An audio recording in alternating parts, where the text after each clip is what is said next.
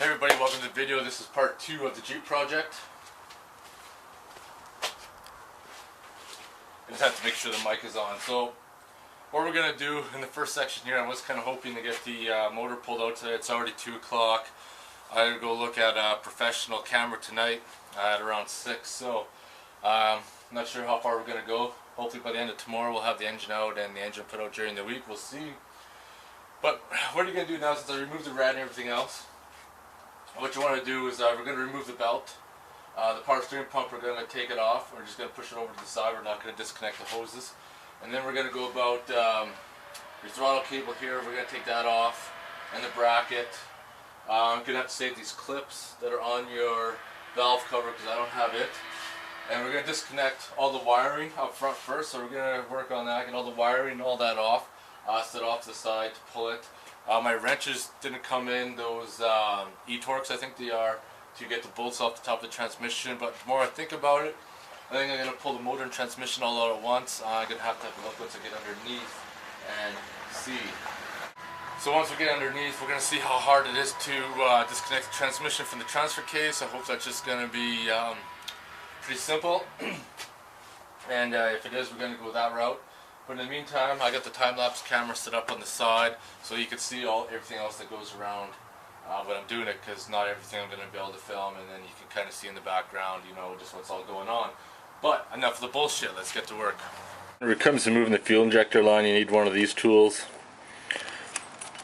That's a spring-loaded clip. You got to find the right one. I don't know if that's the right one. I'm going to play around with it, and you got to push it in. To push the spring back, then your fuel injection line will just pull off. There you can see it right now, the fuel injection line came off. I had the wrong fitted in. I had one that was too big. So the way these connectors work, if you don't have the right size, you're not going to get it off. So don't stress yourself out trying to fight with it, because it's not going to do yourself any freaking good. So I'm going to pull that off and continue cutting shit off. I'm actually going to include this part in the video just so that you know how to remove the fuel injection wiring.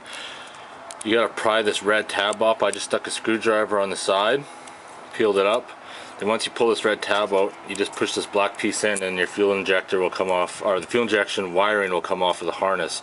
I just want to share that with you, just in case. I was kind of stumped by it, had to Google it myself, so I'm just sharing it. I'll show you this. So in the time-lapse photo, you probably see me hovering over top of the power steering pump for long. I didn't realize I was almost done that the belt pulley, you can turn it to remove all your nuts, or bolts I should say. So keep that in mind. Hard lesson learned, but I did figure it out. Too bad it was at the very end. So at this part of the video right now, most of the wiring harness and everything's off, at least off the engine part anyways. Fuel injection lines are off, power steering pump's off, removed over to the side. We still got the exhaust bolts to take care of underneath. I'm gonna work underneath the vehicle now. I'm gonna put the time-lapse camera on the bottom on the floor here to kind of shoot underneath. Gonna remove the skid pans for the transmission and the transfer case. I'm gonna see how accessible that's gonna be to yank it all out at once. I want to try to get that all out before we yank the whole motor. I was gonna remove all the wiring harness. It's a big thick wiring harness on the side here. It goes underneath. Where it goes after that, I'm not exactly sure. So, but for right now, I'm just gonna leave it the way it is. And yeah, let's get going. Hey everybody, it's Sunday, and we're going to continue working on the Jeep. Not going to get everything done like I had wanted, not going to lie. Picked up a new camera, was out last night doing some time-lapse photography. So, won't have enough time to get the engine out today, but I want to, there's a couple parts in the transmission I want to remove before we get ready to pull the engine. The shift linkage and the cable. I want to move out to dropping out the exhaust, coming out the bottom, like I said before. I want to remove the starter and remove all the bolts and the torque converter. That is my goal for today. As always, we're going to set up the time-lapse camera, and then once this Jeep is totally done, which will probably be in a month or two, I hope to release a 5-minute video of the time-lapse of the whole project. Should be interesting, so keep tuned for that. And I'm going to try to do whatever else I can to the Jeep at the moment. It's getting pretty close, and once we get it out, put a new motor in will be pretty easy. Do some other things to the frame, clean it up, shit like that. So I tried out my new camera, so this is just a test footage, and I'm going to stop it right now and check it back and see how it played back with recording. Alright. this is the bracket and behind you want to remove. You can drop your transmission, and this is the linkage you want to pop out as well. Alright, we're going to go another route here. Can't get that one bolt off the top of the transmission for the bracket, so we're going to remove the inside bolts. Sorry for the bad lighting, but we're going to remove those 4 bolts and the bracket's going to drop down. So now I need to separate the exhaust from the catalytic converter section. So, because this whole end piece is going to come off eventually, so I might as well film this piece and keep it for the other video when we replace the exhaust to the monster bank system. Anyway, so I'm going to fucking yank those bolts out. I'm going to see if they come out without breaking, and then try to remove the rest of it from the headers or the stock manifold itself. This is not my fucking day to be working in the garage. Trying to get that shift linkage off. It's underneath. Got one out okay. The whole fucking vehicle is metric except these bolts in your transmission, which have to be a 9/16 for some fucked up reason. I don't know who was sniffing glue when that was going on, but the bottom one came off, and I'm fucking trying to be underneath there. I'm kind of fat as it is, and I'm fucking trying to get my arm over top of the transmission. I put a fucking welding glove on, and I'm trying to get the fucking nut off, and they ain't fucking going anywhere. So then I decided, fuck, the only way I'm gonna get this done is if I pull the carpet out from inside the cab. There's 4 bolts that hold the whole linkage off. It's bolted to the top of the fucking body. Took those out, dropped it off below.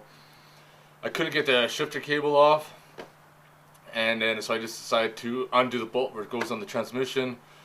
Fucking yanked that slut off to the side, and yeah, my fucking getting kind of fucking pissed off. It's not a good time to work in the garage because that's when shit starts getting broken. A fucking chainsaw might have to come out and start fucking cutting shit up. But anyways, I'm gonna see if I can get the goddamn exhaust off and at least get the fucking starter off before I get mad and start smashing shit.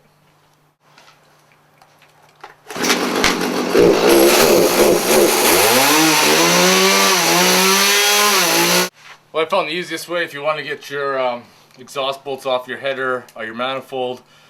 Whatever, this is kind of the contraption you need. 2 long extensions, a swivel, and a 15mm socket.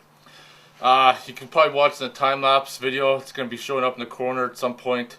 I had a lot of issues with removing them. 2 of them came off easy. One, my Ingersoll Rand impact gun. It's rated at 1100 foot-pounds of torque reverse. Couldn't even break it. I broke my Mac ratchet, which is supposed to be really good. And it was a piece of shit, but my Sears Craftsman breaker bar hooked up to a 4-foot snipe was able to bust a bolt right off, so that freed it up, and then the other one came out easy, just one's being a stubborn bitch. I removed the exhaust where it connects to the muffler at the back, so that leaves me to remove the starter. There's a half plate on the bottom of the engine. Remove that. That's going to give us access to our torque converter to remove that, and we can turn the engine over by putting a bolt on the crank here. You might be able to turn over by hand with the spark plugs in. It may make it easier to pull the spark plugs out. I'm on days this next week, so I should get around to doing that as well. I didn't get as much done as I wanted to. Had some other things going on. This project ran into some issues. It's not a very clean project. I don't think the engine compartment was ever sprayed off. It's heavily corroded and everything else, so that makes it really hard when it comes to removing bolts and shit. This weekend I'm not sure if I'm going to get around to pulling the engine or not. I got a massage Saturday morning. I'm going to visit Diablo's Rat Rod car show later on in the daytime. I want to get the Sea-Doo and the boat out as well, especially the Sea-Doo, that's most important. Or the Players PWC, I should say. I want to get that out, and I want to make sure everything runs fine. Take some tools along in case the map sensors get plugged up, because that's a common problem with them. Then you overboost, and you can only go back to shore and limp mode. So, other than that, this is where I'm leaving the Jeep project. So if you have any questions or concern, post them below, and thanks for watching.